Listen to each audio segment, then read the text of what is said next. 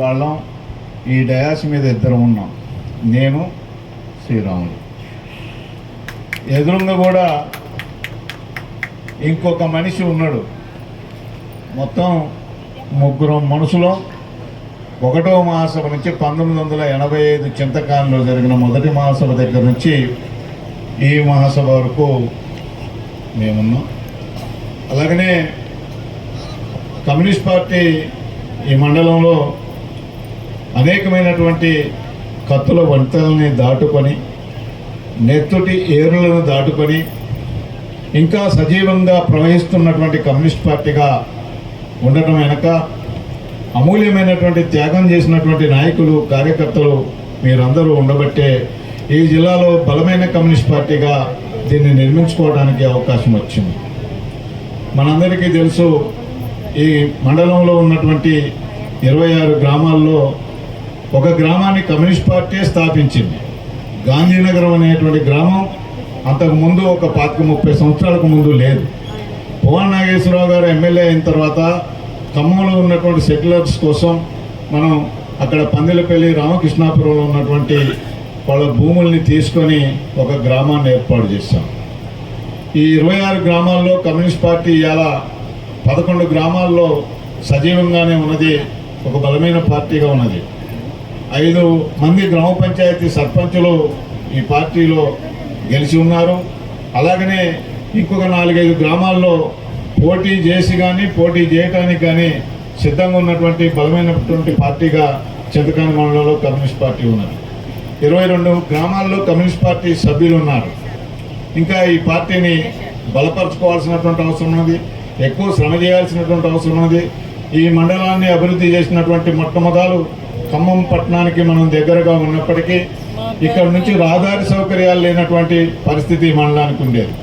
పువ్వాడ నాగేశ్వరరావు గారు ఎమ్మెల్యే కావడానికి ముందు డొంకదారులు తప్ప ఒక సిమెంట్ రోడ్డు కానీ లేకపోతే ఒక తార్ రోడ్డు కానీ ఈ ప్రాంతంలో లేదు.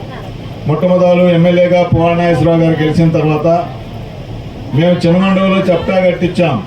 చాలా పెద్ద అద్భుతమైనటువంటి విజయం, పెద్ద ఇంజనీరింగ్ విజయం కింద లెక్క. అట్లాగనే బొప్పారంలో ఒక రోడ్డు వేసాం, అదొక గొప్ప. చింతకాని నుంచి జగన్నాథపురానికి ఒక రహదారి లేనటువంటి దానికి చింతకాని వాడు పెళ్లికి జగన్నాథపురం పోవాలంటే వెంకటాయపాలెం నుంచి 32 కిలోమీటర్లు తిరిగిపోయేటువంటి రోజుల్లో మరి ఆనాడు అక్కడ ఉన్నటువంటి మేము మాట్లాడి అక్కడ రైతును ఒప్పించి మేము రోడ్లు సౌకర్యం కలగజేశాం. అంటే అభివృద్ధి అనేది ఇక్కడ నుంచే స్టార్ట్ అయింది. ఈ మండలంలో 10,000 ఇళ్ళని కమ్యూనిస్ట్ పార్టీ ఇచ్చింది. ఇన్నాళ్ళ లెక్క ఇప్పటి లెక్క కరెంటు మీటర్ కావాలంటే ఎమ్మెల్యే సంతకం లేకుండా కరెంటు మీటర్ వచ్చేది కాదు. ఆనాడు వేలాది మంది నా దగ్గరకు వచ్చి, కమ్యూనిస్ట్ పార్టీ ఆఫీస్ దగ్గరకు వచ్చి, ఆనాడు పార్టీ సెక్రటరీని నేను, క్యూ కట్టుకొని నిలబడేవాళ్ళు. ఏమండి ఒకటి ఎమ్మెల్యే గారు ఇనిషియల్ వేయించండి, మాకు మీటర్లు కావాలి. ఆ రకంగా ఈ ప్రాంతానికి అన్ని వైపుల నుంచి రోడ్లు, ఇండ్లు, అన్ని రకాలైనటువంటి సౌకర్యాలని కమ్యూనిస్ట్ పార్టీ చేసింది. ఇదే సందర్భంలో కమ్యూనిస్ట్ పార్టీ అనేక మంది వ్యక్తుల్ని కూడా కోల్పోయింది. నాగిలికొండ లాంటి గ్రామంలో కామ్రేడ్ పందినాడు లాంటి ఒక వ్యక్తిని, ఒక గొప్ప లీడర్ని హత్యకు గురైంది. అదే రకంగా అనేక మంది కార్యకర్తలు ఆ సంఘర్షణలో ప్రత్యేక శక్తులు అందరూ కూడా మన మీద ఆధిపత్యం కోసం పోరాటం చేశారు, జైళ్లకు పంపించారు. సంఘర్షణలో మన కార్యకర్తలు చాలా ఇబ్బందులకు గురయ్యారు. రామకృష్ణాపురం లాంటి గ్రామంలో మన పార్టీ నాయకులు 3 హత్యకు గురయ్యారు, అనేక మంది క్షతగాత్రులయ్యారు.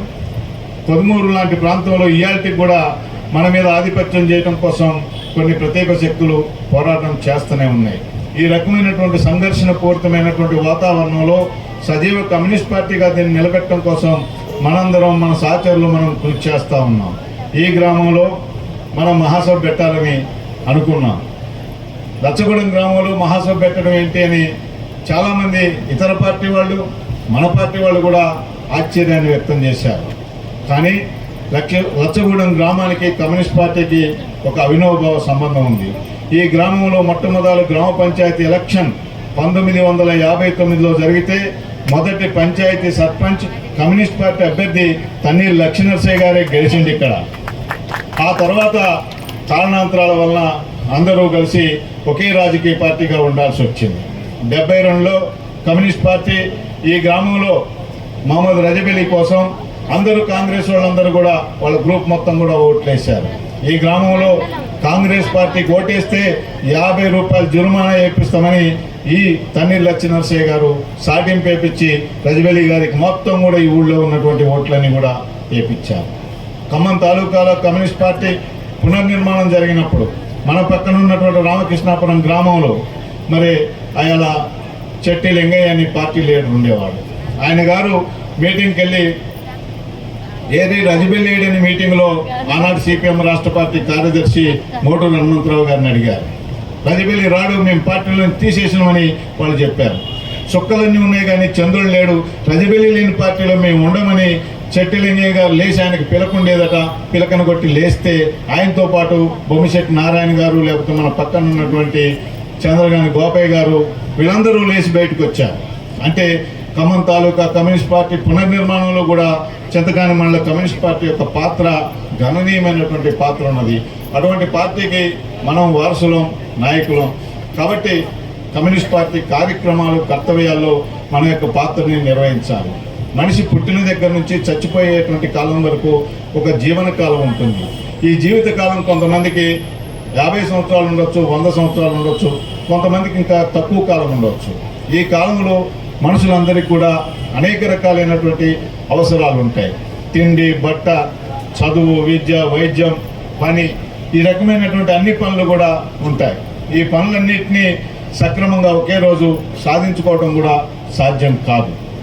తిండి కోసం మనిషి అనేక సంవత్సరాలుగా ఈ మానవుడు ఆవిర్భవించే దగ్గర నుంచి పోరాటాలు, ఆందోళనలు చేసుకున్నారు. మంచి బట్టల కోసం ఆందోళనలు, పోరాటాలు చేస్తున్నారు. ఆదిమ కాలం నుంచి ఆధునిక కాలం వరకు మనిషి సంఘర్షణలోనే ముందుకు ప్రయాణం చేస్తూ ఉన్నాడు. ఈ సంఘర్షణని అణిసివేసేటువంటి శక్తులు అనేక సంవత్సరాలుగా ప్రయత్నాలు చేస్తూనే ఉన్నాయి. ఈ సంఘర్షణలో మనిషి నిలబడి ముందుకు పోయినాడే ఈ సమాజం ముందుకు పోతుంది. అందుకోసమే మార్క్స్ మహనీయుడు అంటాడు, పోరాడితే పోయేదేమీ లేదు, బానిస సంఖ్యలు తప్ప. అందుకోసం పోరాటం తప్ప ప్రత్యామ్నాయ రాజకీయ మార్గం ఈ దేశంలో ఉండదు. కమ్యూనిస్ట్ పార్టీ ఏం చేసింది, కమ్యూనిస్ట్ పార్టీ ఎక్కడుందనేటువంటి వాళ్ళందరికీ సమాధానం ఒక్కటే. కమ్యూనిస్ట్ పార్టీ యొక్క పోరాటాలు, ఆందోళనలు మాత్రమే మనకి రాజకీయ అధికారాన్ని, లేకపోతే మనకు అంతో ఎంతో హక్కులను తీసుకొచ్చి పెట్టింది తప్ప ఏ పాలకుడు కూడా మన మీద దయాదాక్షిణ్యాలతో ఏమీ ఇచ్చినటువంటి దాఖలాలు లేవు. ఈ యొక్క రాజ్యాంగ వ్యవస్థలన్నీ కూడా మన కోసం పుట్టినట్టుగా, మన కోసమే పనిచేస్తున్నట్లుగా నటిస్తూ ఉంటాయి. ఇవి బహుళజాతి కంపెనీలకి, పెద్ద పెద్ద ధనవంతులకి, గుత్త పెట్టుబడిదారులకు పనిచేస్తాయి తప్ప మన పేదవాళ్ళ కోసం అవి పనిచేయవు. అవి నటిస్తూ ఉంటాయి. పేదవాళ్ళలో వచ్చే అటువంటి రివోల్ట్స్, పోరాటాలు, తిరుగుబాట్లని అణచడం కోసం అణచివేస్తారు. అణచివేయడం చేతగానప్పుడు కొన్ని రాయితీలు ఇస్తారు. దాంట్లో భాగంగానే మనం రాజ్యాంగ వ్యవస్థల్ని చూడవచ్చు. ఇవాళ మన న్యాయ వ్యవస్థ ఉన్నది. ఈ న్యాయ వ్యవస్థలో 3 కోట్ల కేసులు పెండింగ్లో ఉన్నాయి. ఎవరికి న్యాయం జరుగుద్ది? సత్వర న్యాయం జరగకపోతే అది అన్యాయం కిందనే లెక్క. మరి పెద్ద పెద్ద వాళ్ళు అయినటువంటి వినేష్ పోగట్ లాంటి వాళ్ళు, మన దేశంలో మల్లయుద్ధ వీరులు, వీళ్ళందరూ కూడా మమ్మల్ని లైంగిక వేధింపులకు గురి చేశారు. గురుచరణ్ సింగ్ ఎవరు మల్లయుద్ధ దానికి సంబంధించినటువంటి వాడు ఉన్నాడు, పార్లమెంట్ సభ్యుడు అని చెప్పి వాళ్ళు ఢిల్లీలో పోయి వీధులలో పోరాటం చేస్తే వాళ్ళ మీద కేసు పెట్టారు. కానీ పోక్సో కేసు లాంటి కేసులను కూడా ఒక 6 నెలలు జరగకుండానే వాళ్ళని అరెస్ట్ చేయకుండానే రద్దు చేసినటువంటి పరిస్థితి ఉన్నది. అట్లాగనే డేరా బాబా పేరున్నారు. వాడు అనేకమైనటువంటి రేపులు, హత్యలు చేశారు. వాడు జైల్లో ఉండాల్సినటువంటి వాడు బయట తిరుగుతున్నాడు. అంటే కలవాడికి చుట్టంగా న్యాయ వ్యవస్థ వ్యవహరించే పరిస్థితి ఉంది. కానీ ఇవాళ జైళ్ళల్లో ఉండేటువంటి ప్రజలలో మనం ఒక్కసారి చూస్తే 95% మంది కింది వర్గాలకు సంబంధించినటువంటి, బడుగు బలహీన వర్గాలకు సంబంధించినటువంటి వాళ్ళు జైళ్ళలో ఉండేటువంటి పరిస్థితి ఉంది. అట్లాగనే ఈ దేశం బాగుపడింది, వెలిగిపోతా ఉందని చాలామంది ఈనాడు భారతీయ జనతా పార్టీ చెప్తుంది. ఇది వెలిగిపోతే, బాగుపడితే ఈ దేశం ఎందుకని ఆకలి సూచీలో 106వ స్థానంలో ఉంది? 4వ ఆర్థిక వ్యవస్థ, పెద్ద ఆర్థిక వ్యవస్థ ఉన్నటువంటి ఈ దేశంలో ఎందుకని ఎదిగేటువంటి పిల్లలకి సరైన పౌష్టికాహారం లేదు? ఎందుకు వారు ఎత్తుకోదగినటువంటి బరువు లేదు? సంతోష సూచీలో ఎందుకు మనం ముందలేము? ఈ రకంగా అనేక రకాలైనటువంటి సూచీలలో, ప్రతి సూచీలో కూడా భారతదేశం వెనకబడి ఉన్నటువంటి పరిస్థితిని మనం చూస్తూ ఉన్నాం. కాబట్టి ఇన్ని ప్రత్యేక పరిస్థితులలో ఈ దేశం ముందుకు పోలేదు. కానీ కమ్యూనిస్ట్ పార్టీ యొక్క ఆందోళనలు పోరాటాలు ఈ దేశాన్ని ముందుకు తీసుకుపోవడం కోసం ముందుకు తీసుకుపోగలిగినాయి. మన ఆందోళనలు పోరాటాలు హేమంతరావు గారు చెప్పినట్లు విద్యుత్ పోరాటం ద్వారా కరెంటుని పెంచినటువంటి పరిస్థితి లేదు, అట్లాగనే మన ఆందోళనలు పోరాటాలు చేయడం ద్వారానే రుణమాఫీలు వచ్చినాయి, మన ఆందోళనలు పోరాటాల వల్లనే సీలింగ్ యాక్టులు వచ్చినాయి. ఈ రకంగా అనేకమైనటువంటి చట్టాలు కూడా మనకి దగ్గరకు ఉన్నటువంటి చట్టాలన్నీ కూడా కమ్యూనిస్ట్ పార్టీ పోరాటాలు ఆందోళనల ద్వారా వచ్చినాయి. కాబట్టి కమ్యూనిస్టులకు పోరాటం తప్ప మరొక మార్గం లేదు. అందుకోసం మనం ప్రజా సమస్యలను తీసుకోవటం, మనం ఆందోళనలు పోరాటాలకి ప్రయాణం కట్టడమే మనం ముందున్నటువంటి సత్వర మార్గంగా మనం గమనించి అటువైపు మనం మన యొక్క బాధ్యతలను నిర్వహించాల్సినటువంటి అవసరం ఉంది. ఈ ప్రాంతంలో కమ్యూనిస్ట్ పార్టీని మరింత విస్తరించడం కోసం ఈ ప్రాంత కమ్యూనిస్ట్ పార్టీ నిర్మాణ బాధ్యులుగా నా తోటి టీంతో కలిసి ఈ పార్టీని ముందుకు తీసుకుపోవడం కోసం నా శక్తి వంచన లేకుండా కృషి చేస్తానని తెలియజేస్తూ మీ వద్ద సెలవు తీసుకుంటున్నాను.